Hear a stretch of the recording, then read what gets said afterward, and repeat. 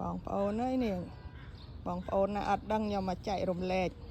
ដើមផ្កាមាននេះមានក្លិនក្រអូបបងប្អូនណាដឹងខ្ញុំអត់ដឹងទេបងប្អូនហើយបងប្អូនណាអត់ដឹងអត់ជឿខ្ញុំបងប្អូនមានផ្ទះមាន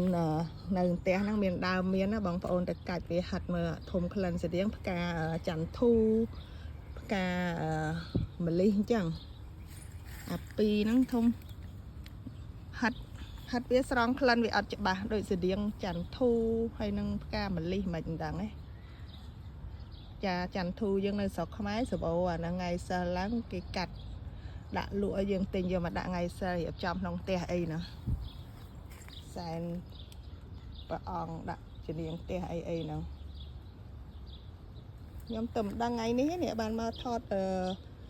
មកនិយាយប្រាប់បងប្អូនក៏លោកបងប្អូនខ្លះអត់ដឹងដូចខ្ញុំដែរអាយុប៉ុណ្ណឹងហើយទៅមិនដឹងទេនេះមានអញ្ចឹងដែរមិនដែលដឹងទេលោកអើយ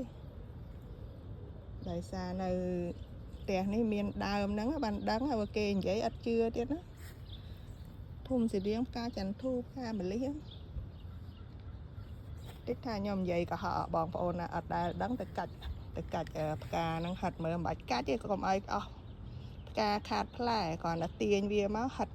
វាទៅក៏ក្អូបដែរ